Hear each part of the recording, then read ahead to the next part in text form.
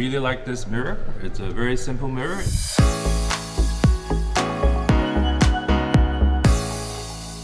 It's called the rotating mirror.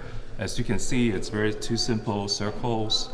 But the fact is that it can actually rotate like that. The mechanism is very smooth. That's what I like about it, because for me, good design needs to be well put together. I'm immediately attracted to it because if you imagine you have a little kid, so that is what it is for. For the parent and the little kid, they can interact. Maybe they're brushing teeth, and then you can see this when the kid grows, you can actually move it up. So it'll be great when the kids say one day, hey look mom, I'm as tall as you are. So this is what I really like about it, because this design brings people together. About the kid, about the parents coming together.